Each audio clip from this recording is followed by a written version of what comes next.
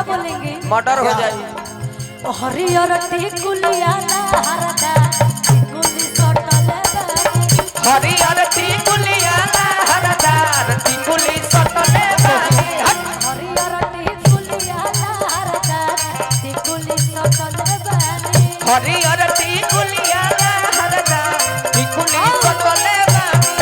एही रे टिकुलिया को तीन जना के रखले बानी। एही रे टिकुलिया को तीन जना के रखले बानी।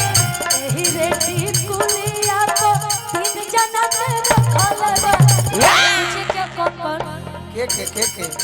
के पुलिस दरोगा हवलदार अच्छा। टिकुली सटले बानी।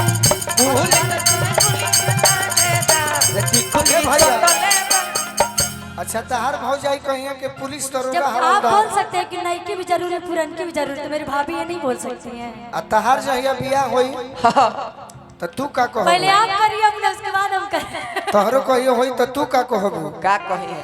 अरे किला लगा लहंगवाला हरदा असैया जी लाइल बाणे हरदा सोया जिलाइल बाड़े। ओही रे लहंगवा पतीन जना झुराइल बाणे। ओही रे लहंगावा पतीन जना झुलाइल बाड़े। तू पूछ के के जादो बाबू साहेब भूमिहा लहंगा लाइल बाणे। यादव बाबू साहेब भूमिहार लहंगा लाइल बाड़े। ललका लहंगवाला हरदा ए आ खोले खाती ताला ताला अब तो सोहनी जी पगलाइल बाणे। वाह वाह वाह कि खोले खाती ताला ताला अब तो सोहनी जी पगलाइल बाणे। अरे ललका लहंगवाला हरदा सैया लाइल बाणे। ललका लहंगा हरदार सैया लाइल बाड़े। लहंगा हरदार सैया लाइल बाड़े। कहत लेकिन जब हम रहो बाराती जाए हाँ तो एक बाराती बात में कहो जेबू आ एक गीत गाए का हम जाए ना। साहबाला बना दो एक बार होते रौरा के। बिल्कुल हम जाएंगे और बनेंगे भी, अब का? लेकिन हम कहेंगे क्या? बाराती में का कहबे रे? गीत के माध्यम से गीत गाए हम कैसे? कहत बाराती में भौजाई लेवे जाई। नहीं मैं भी जाऊंगी। सही बात। नहीं हो जाई बहन बन के जाई। बिल्कुल जाना। जरूर चली है जरूर। सही बात बस। कि याद हृदय में आके हिलावा तारी टोला।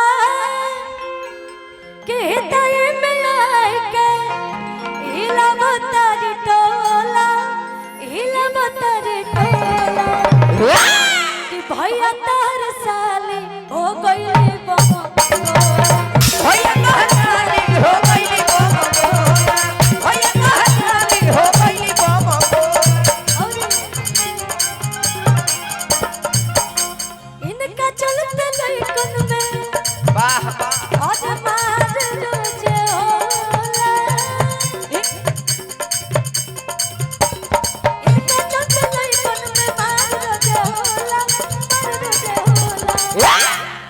कि भैया तार साले हो गई भैया कहताली हो गईली बम बोला। भैया कहताली हो गईली बम बोला। भैया कहताली हो गईली बम बोला। अतना हमारा बियाह के तहरा चिंता बा। क्यों नहीं तू रहे? छोट बहन हो हाँ जी आ मंच पर थोड़ा सा मजाक करो। सही बात। जहिया तहार बियाह होई ओ दिन तू का कहबू अपना बोलमुआ से? का कहे है? इतना सुंदर चेहरा इतना सुंदर गायिका है, हाँ जी तू का कहबू अपना बोलमुआ से? का बताई भैया हल्ला करो तो बताई। अरे कि कौन गलती कोई नहीं पहला भेंट में। वाह वाह अरे कौन गलती कोई नहीं पहला भेंट में। राजा जी दर्द होता पेट में। राजा जी दर्द होता पेट में। राजा जी दर्द होता पेट में। अरे मजा नहीं मिला चॉकलेट में। क्या बात है?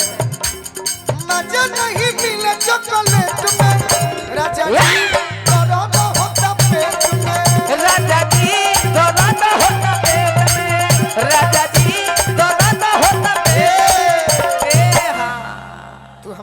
बाबू इतना चिंता ले बड़ बिया छियापुर ग्रुप अगुआ चढ़ते नहीं खन बिया के तोरा चिंता में पगली अभी जल्दी क्या है आपको भैया?